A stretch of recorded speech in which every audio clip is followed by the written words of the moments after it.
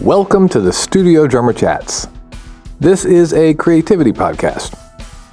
We talk about all kinds of stuff. Creativity, musicianship, music production, definitely lots of drumming. Hopefully, if you're in any kind of creative field or you're interested in creativity, you'll find a couple of these podcasts that will give you some info that will help you be more creative and help you have more fun while you're doing it. The reason I call it a creativity podcast and not just a drumming or guitar or bass playing podcast or composition podcast, I could probably do a podcast about any of those things individually, is because I'm so interested in all the different ways that people are creative. The process of an actor or a comedian or a painter has always been something super fascinating to me. And I've read a lot of books about different artists through the years and their processes. And it's fun and inspiring to know how other people, for me, to know how other people do what they do and how they think. One of those books I want to mention today is called Daily Rituals. It's Daily Rituals and How Artists Work is the second part of the title. And it's a book, little short chapters that over 200 artists, comedians, composers, filmmakers, Ben Franklin, or could be Mahler or Stephen King or Tesla or just all kinds of people. And it talks about their daily rituals that, things they do every day when they sort of wake up, when they're about to be creative, and how they go through their day. And it's a really cool read. I've read it, read the hardback, and I've also listened to the audio, and I can highly recommend both of those. So if you want to just hear an entertaining book, real easy read, easy to listen to, easy to read, Daily Rituals. One chapter, takes about like 2 minutes to read, but it's a lot of fun. And I guess it kind of ties in a little bit with what the topic of today's podcast is about. Because while yoga for me is not necessarily always a daily ritual, it is a very regular thing that I do several times a week. And it's definitely something that is creative fuel for me, and fuel for me actually in a lot of ways, kind of on a mental level and a physical level. So today's topic is yoga and drumming. Now, I can tell you, having friends that are guitar players and bass players and keyboard players and vocalists, that yoga certainly could be good. Take a guitar player. Lots of things happening in the wrist, fingers, forearms, shoulders, and the fact that if you perform on stage, you are supporting guitar for 2 or 3 hours at a time, so you need good back and core strength. Yoga is certainly something that would be good for a guitar player or for a bass player, pianist, keyboard player, all these things, a vocalist for various reasons. But today I'm going to focus on some of the benefits I've seen specifically as a drummer. Not only do I know of drummers that have struggled with physical issues because of maybe years of touring, maybe not so great technique, maybe overdoing it a little bit, but also I've had those struggles myself, physical struggles, some maybe because of years and years of drumming, maybe some also because of other things, martial arts, running, those sorts of things. And yoga, for me, has definitely helped with those things. It's helped get me stronger, healthier, more flexible, less pain, all those things. But as it applies to drumming in particular, that's what I want to talk about today. And one thing that I've noticed about yoga is that I have gained more fluidity on the drum set. And as I've been thinking about really what I mean by that, what does that mean, more fluid? I think it means less stiff. If I sit down behind the set after a yoga practice, I can really tell a difference. I can really feel like everything's just like ready to go.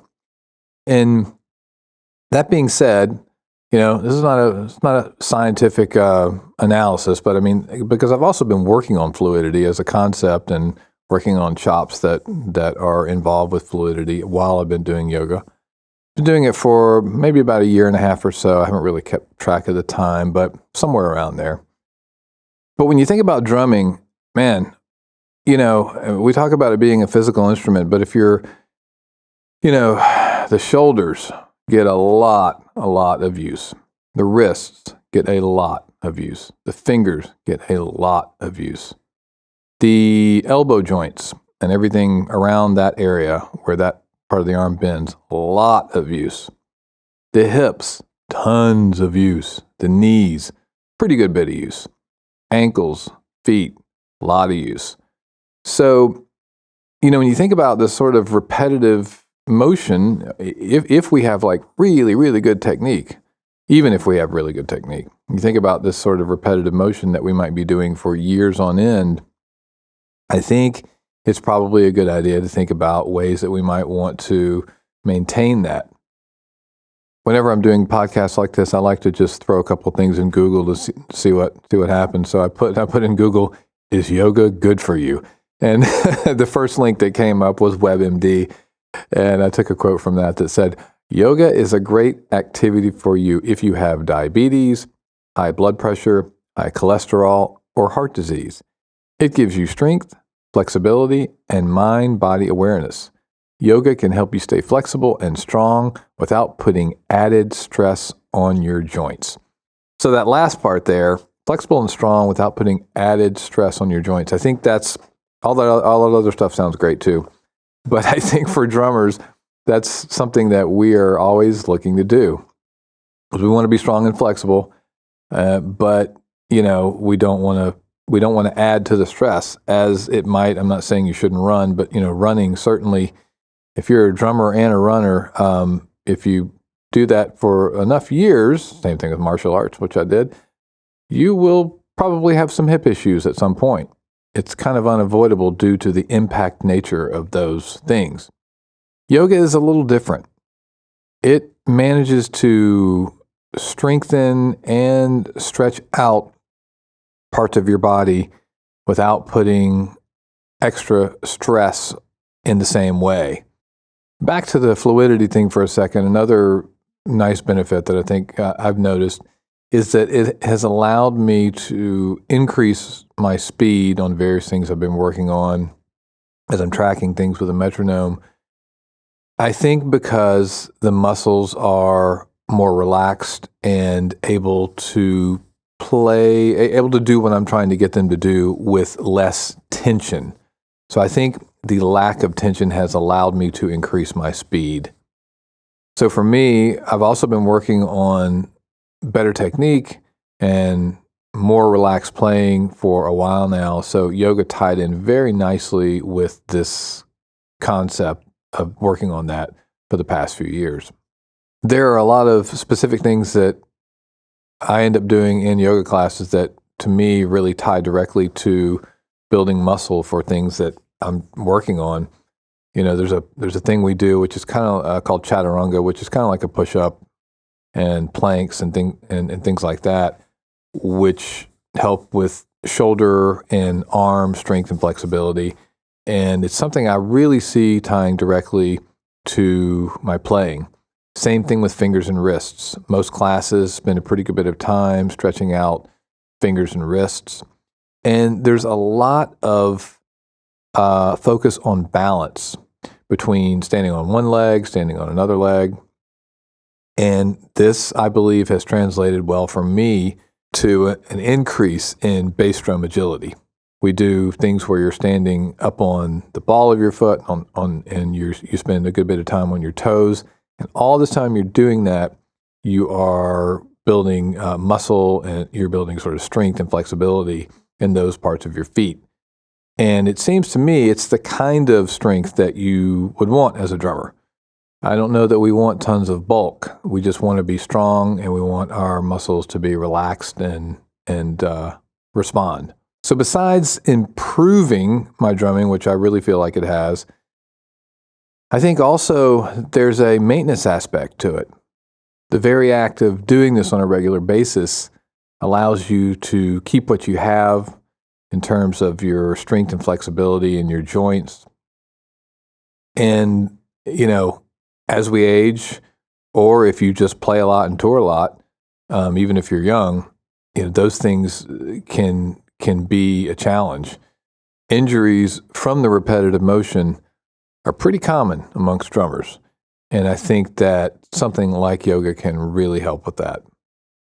Another side benefit of doing yoga, according to Scientific American, is that it increases focus, it lowers stress, and contributes to an increase in gray matter in the brain, which includes an area that is key to our concept of self. So if any of that interests you, or any of that sounds appealing to you, a couple of tips on getting started. First, there are some great resources on YouTube, some really good practitioners that can help you get started that have, daily or weekly videos. There are a couple of really good streaming services that you can pay to take lessons as well. I would highly recommend, if you have a yoga studio near you, that you sign up for local classes and take some classes. It's just kind of like if you're taking drum lessons, there is something different about being in the room with somebody, having them help you with your alignment, move this part here and that part there. And after you have maybe learned some of the fundamentals and kind of understand it, if you decide you'd rather practice at home with YouTube videos or whatever, or a streaming service, you'll be better prepared and you'll have a better understanding of what it is you're actually doing. Many yoga styles include breath work and meditation also. So if those things appeal to you, that's a great side benefit that can help with anxiety, calming your mind, focus, as well as all the fantastic physical benefits. Let me just say, lastly, that the yoga studio that I practice at has very easy classes, and they also have very, very difficult classes, and of course, intermediate classes. So I say that to say, if you've never done it, start with a Yoga 101, really go easy. Maybe don't do the hot yoga if that's an option. And as you are finding your way in, then maybe try a little bit, work your way up, try a little bit harder, medium class. And after you've done some of those, work your way up to a more advanced class. The advanced classes where I practice are very, very difficult. And by that, I mean it takes a lot of endurance. The temperature is very high. You're holding poses for long periods of time. And it is challenging on the kind of level that you would imagine a very strenuous workout. So I just wanted to kind of share that perspective, because some people that have maybe never taken yoga before and don't know what to expect might think it's just kind of sitting on the ground stretching. And there is that kind of yoga, and that's actually also really good for you. There's restorative yoga, there's yin yoga, where you hold stretching postures for long periods of time in a relaxed, non-heated room. There's all different kinds of yoga. And of course, try to find a teacher or two that you really connect with. Just like in school, or taking drum lessons or martial arts or anything else, finding a teacher that you connect with can make a big difference in motivation and having fun. If you enjoyed this podcast, please feel free to reach out to me on Instagram and let me know. You can DM me at The Studio Drummer. Same on YouTube if you want to see what I'm up to there, at The Studio Drummer. If you have any questions or comments, let me know on Instagram. Also, I would greatly appreciate it if you would share this podcast with at least one other drummer, musician, creative person, and I will talk to you soon.